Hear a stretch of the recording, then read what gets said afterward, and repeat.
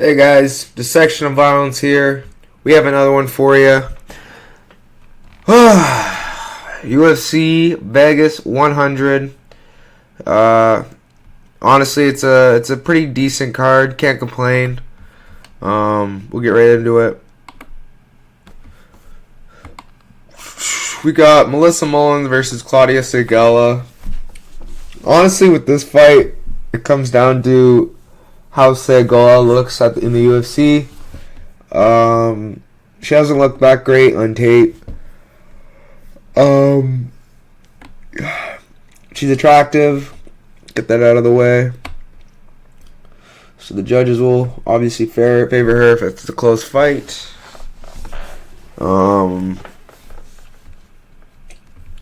She has no good wins.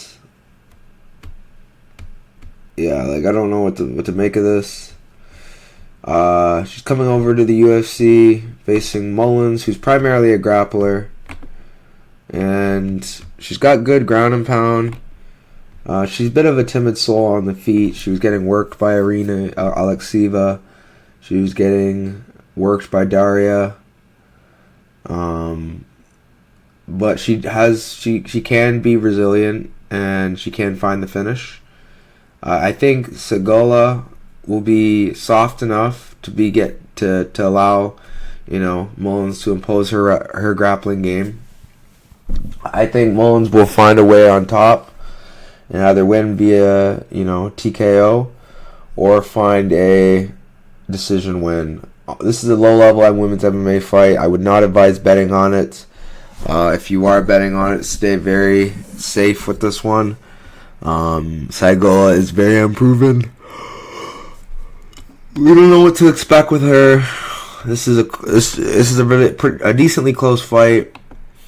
I know what I'm getting with Mullins. I don't know if it will be enough to deal with Sygula on the feet, but I think she should have the better grappling, and it should show in this fight. I'm going to take Mullins here. Not confident.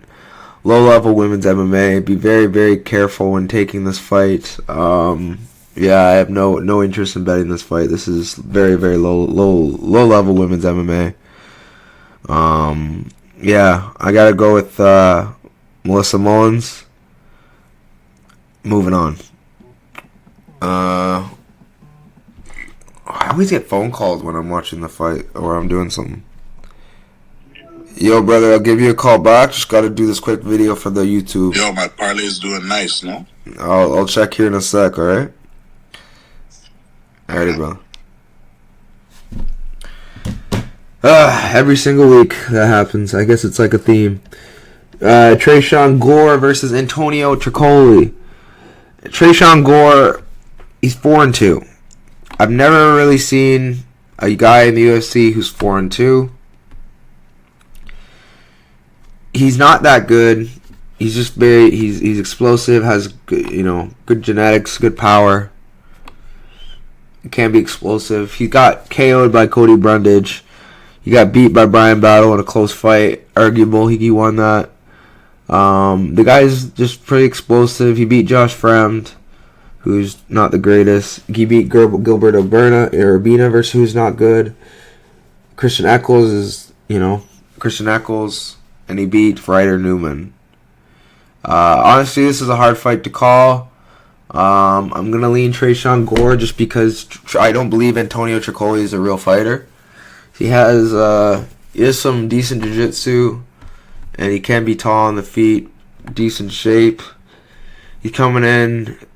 He's Mackenzie Dern's boyfriend. The problem with this fight is he is a little soy for my liking. I feel like he can, if he doesn't get his long-range weapons going, Gore's going to crash. He's going to crash hard, and he's going to find an eventual TKO. If he doesn't find the TKO, I feel like he can win a decision. I don't think he's going to submit Trocoli. Trocoli has decently legit grappling. His last fight before Shara was in 2021, so this is the most active he's been in, some time. But yeah, I gotta go with Gore here. Could be an upset, but honestly, it's not that big of an upset. Gore is 4-2, so not much to be said with this fight. It's another low-level fight. We don't really know what to expect with it. But I'm gonna go with Gore here. Moving on, we have Cody Stamann versus Damon Blackshear. Damon Blackshear, he's a decent fighter. He's, decently experienced. Faced some decent level opposition. 14-7, not a bad record. He's beat Luan Lacerda. He beat Jose Johnson. He just showed levels in those fights. He lost to Mario Batista. Nothing to scoff over there.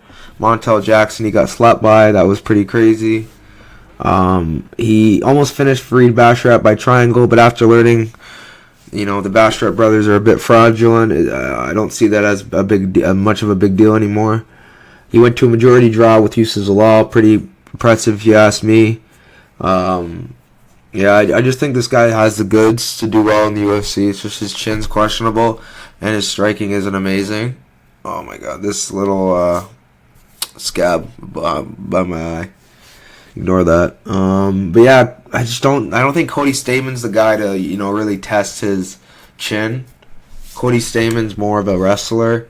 Punches purely to get into the wrestling game going. Ugh. Yeah, I don't rate Cody Stamann enough to where I think he's gonna cause Montel enough problems. I think Cody Stamann he's experienced. He comes from a good gym, Extreme Couture, but if he doesn't find a KO, and the last guy he KO'd was Eddie Wineland, who is pretty much a chinless man at this point in his career. I don't know. I can't get behind him. He in the UFC he is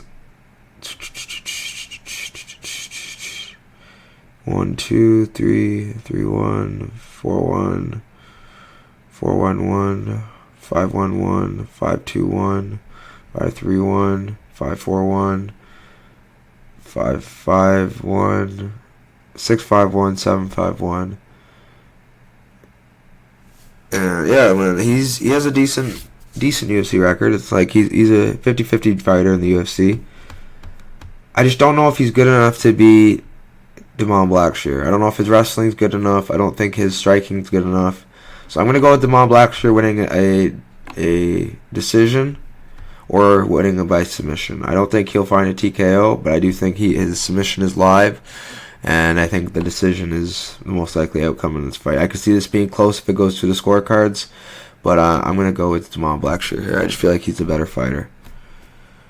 Yeah, moving on. We have Matthew Semelsberger versus Charles Radtke. Chuck Buffalo, he's back. So, the thing with Charles Radtke, he's got KO power. He's got pretty good jiu-jitsu, but his wrestling's very questionable. And I don't know if Semelsberger, his grappling isn't great, but he's explosive as all get out, and he has deadly KO power.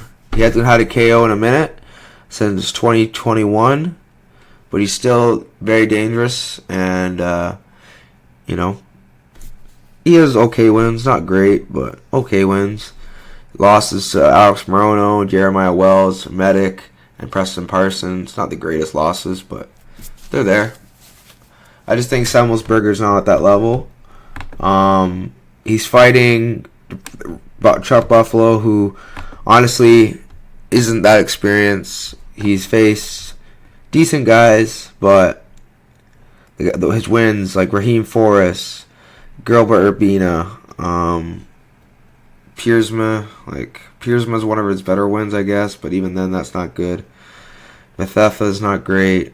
He's just not a great fighter. Charles Radtke is not a good fighter. Charles Radtke. The guys he's beating aren't very good fighters. But the thing about Charles Radtke is he's got excellent jiu-jitsu. I think he can control Semelsberger.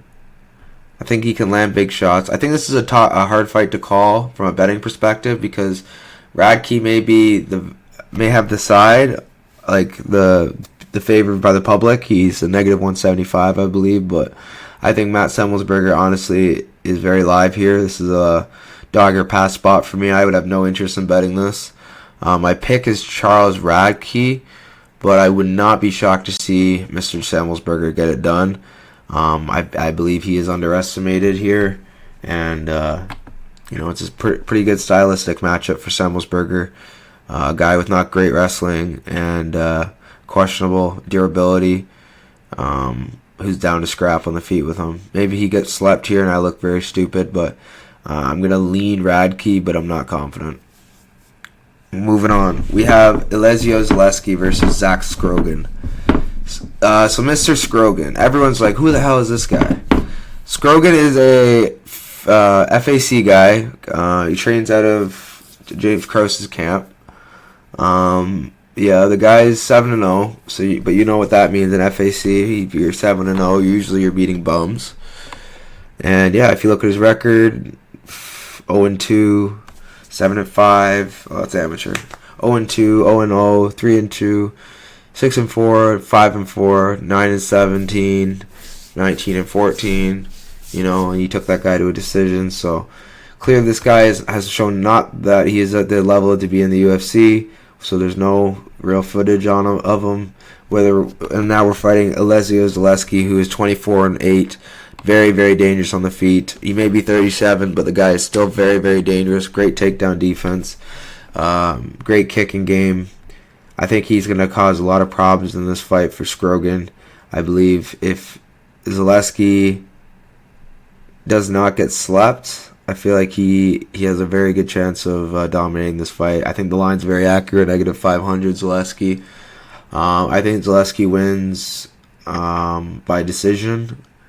He could, show those levels and embarrass Scroggins, but I think this is one of those bouts where Scroggins comes in looking to make a name off this performance. If he doesn't, win, at least make it a good fight. I don't think Scroggins will be easily put away, right? Maybe I look stupid again and, Zaleski finishes him with ease, but I think it would be one of those, if it does a finish, it'll be a later rounds finish, 2, 3, something to the body maybe. I just think Scroggins is unproven and he's being brought into, he's being brought in as a replacement, and he doesn't have the camp to get ready for Mr. Zaleski. And I gotta go with Zaleski here. I think Zaleski's been training, he's been ready. He just prepared for a volume striker, a guy who is, also going to be in his face. So I don't think Scroggins, other than the size and length, I don't think he's going to be that much of a step up, if he is a step up. And I do think Zaleski's going to be ready for him. But maybe not. Maybe this is just a crazy fight. And, just because it's like Zaleski, or just like Scroggins didn't have a training camp for Zaleski. Zaleski also didn't have a training camp for Scroggins, a long-rangey striker. So you never know with this fight, but I'm pretty sure that Zaleski gets it done. So I'm going to go with Zaleski here by decision. And yeah. Moving on. We have Cortavious Romious versus Gaston Bolanos. So Gaston he's a good fighter. He's a decent fighter. The problem with Gaston is his grappling. And he can be put away on the feet. We've seen that against Marcus McGee. So, there is a path to victory for Cortavious, both grappling and on the feet. But honestly, I just feel like he's more skilled than Cortavious on the feet. We saw moments Cortavious was struggling with Imperato, who is absolutely awful. So if you're struggling with Imperato, there's definitely some holes in your game if you're in the UFC. I believe he has pretty decent grappling, decent wrestling. He's explosive as all get out, very, very crafty. Yeah, I gotta go with Cortavious here. That's a slight lean, but I'm very, very torn with this fight, especially from a betting perspective. He's shown me he's shown me nothing yet. He's lost to Raymond Tavares. He beat Nate Williams, which is a decent win. He's shown the ability to grapple, so he could find the win by submission here or TKO. Romious inside the distance if you want to play this fight, because if it goes to a decision, I could see Bolanos making it a close fight and stealing the scorecards. I got to go with Romious here. Definitely a good fight for the division. If Bolanos loses, I could see him getting cut. But I'm going to go with Romious here. Definitely a value side for Bolanos. I think this is a 50-50 fight. But, yeah, it is what it is with this fight. Dog or pass. Yeah, I don't want to speak too much about this fight. Don't really rate either guy very highly, so it is what it is with this one. Moving on, we have Karolina Kowalkiewicz versus Denise Gomes. Denise Gomes is very, very scary. She hits like a truck. She's more masculine than Karolina. Karolina is getting up there in age. The thing with Karolina is she can somewhat grapple. I think she could find a grappling path, to victory. But the problem with Karolina is she's just too fragile. She's older, and she has shown the ability to get KO'd in the past. And I just think Denise Gomes, she's getting trained by the girl that KO'd Karolina. So I do think Gomes is going to find the chin. I do think she KOs Karolina. I think the age and the physicality factor is going to be too much. And I do think she's going to KO Karolina within the first 2 rounds. Definitely rooting for Karolina to get the job done. I got to meet her in Vegas. She was a sick person. But I just think, she's a little past her prime. And Denise Gomes is, in her prime, looking to make a big splash, big statement win, big KO, big bonus. I think Denise Gomes is coming to make another highlight reel. Like I said, could this get to be a grimy, close decision with the grappling? Yeah, but I just don't think Karolina does enough damage. And Denise Gomes just came off fighting a grappler who is, in my opinion, much better than Karolina and more physical. So if Gomes can deal with that, I feel like she should be able to deal with Kowalkiewicz. Having Carol Rosa as your main training partner, as your lover, she should have a great work. And I just see this being a good fight for Gomes here. If this was 4 or 5 years ago, maybe I'd give Karolina a chance, but I just think she's too old, too fragile, and I don't think this is a good spot for her at all. But I'm gonna go with Denise Gomes here, and not gonna go too much longer about this fight. This is definitely a pass fight for me just because of the odds, but KO or bust for Gomes. Moving on, we have Masur Abdul Malik versus Dusko Todorovic. Dusko, he is coming off a layoff. He hasn't really fought anybody as of late.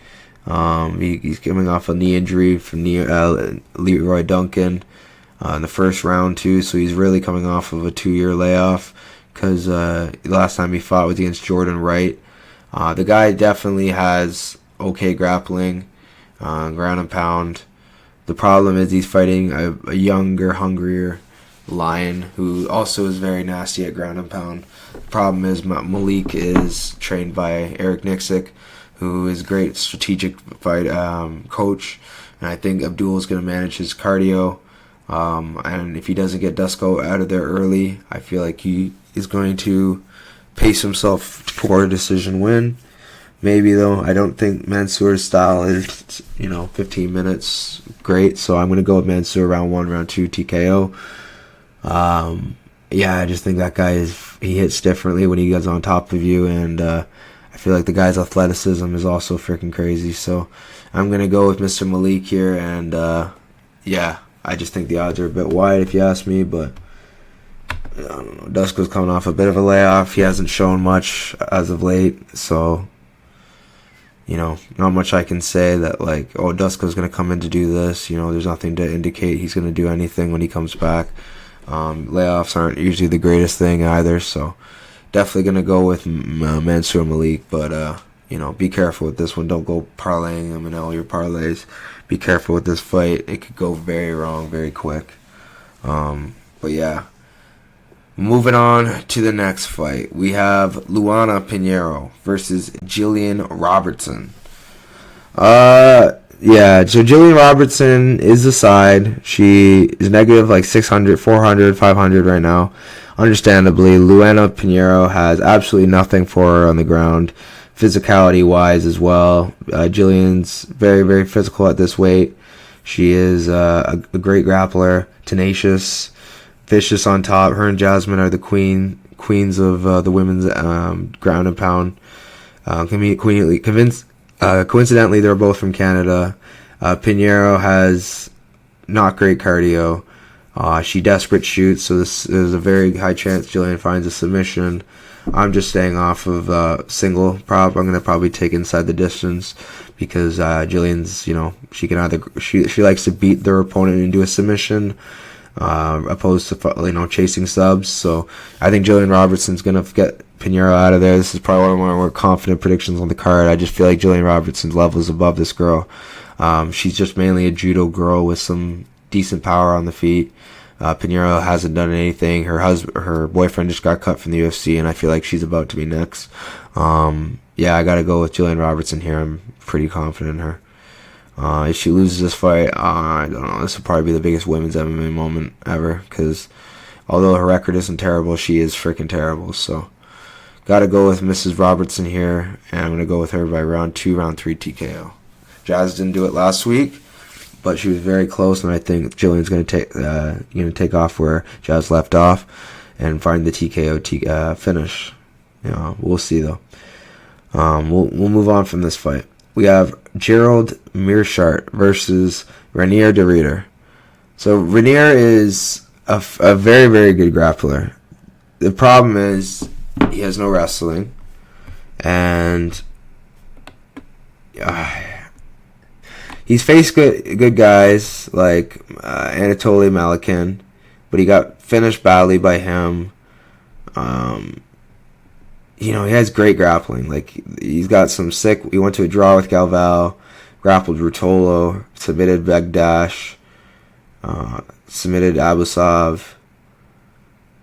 Man, he's got really good grappling. I can't sleep on his grappling. The problem is he's fighting GM3, who isn't much of a step up from the guys he's fought, but GM3 is just GM3. He's a junkyard dog. He always finds a way to get the submission. He got finished by Craig Jones pretty easily.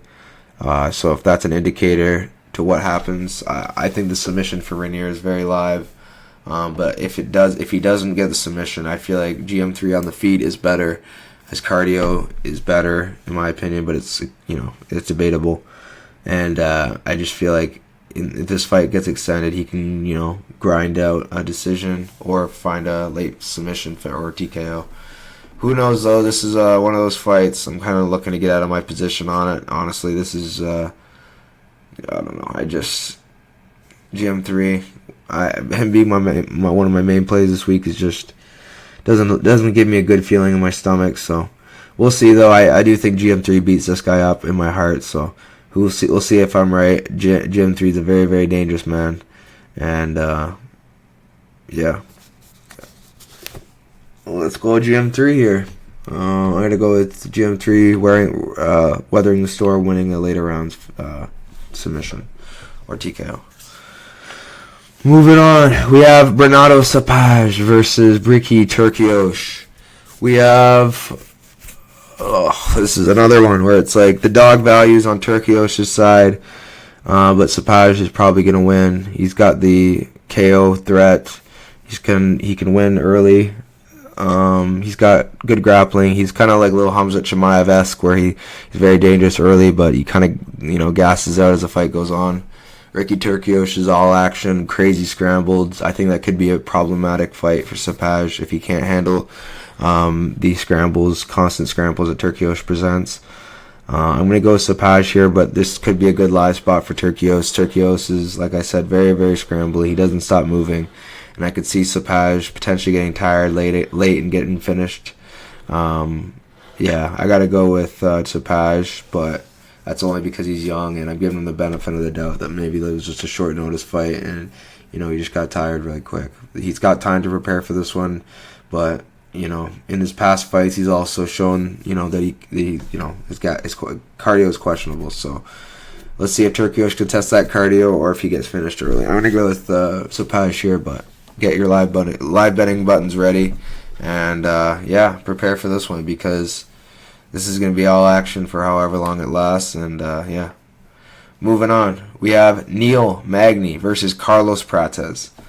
Carlos Prates, he's that guy right now. Modern day Anderson Silva. The guy has excellent striking. Very, very, very dangerous. Fighting from out of the Fighting Nerds. He's coming off of 4 straight KOs.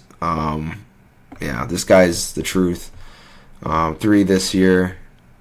I honestly think Carlos Prates is going to destroy Neil Magny. I don't want to speak about this fight too long.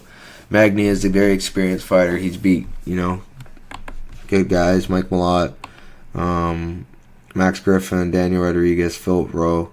He can, Jeff Neal, Robbie Lawler. He's posed problems for a lot of fighters. The problem with Magny is the durability of him isn't amazing.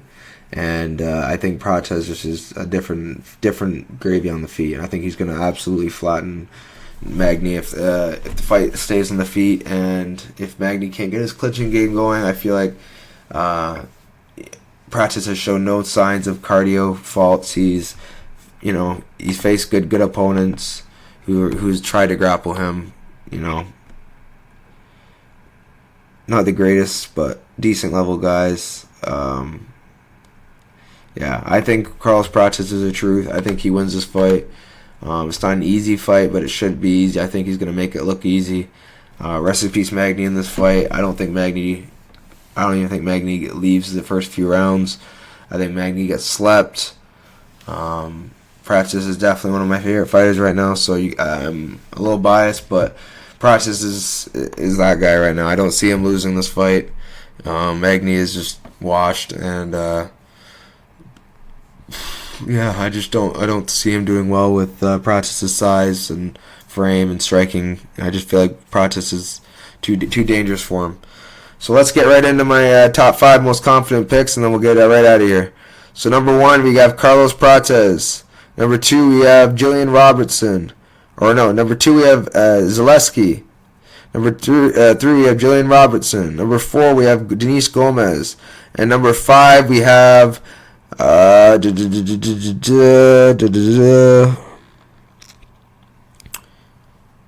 number 5, we have Sopaj. Alrighty, guys. Like, subscribe. You know the drill. I'll catch you next time. Peace.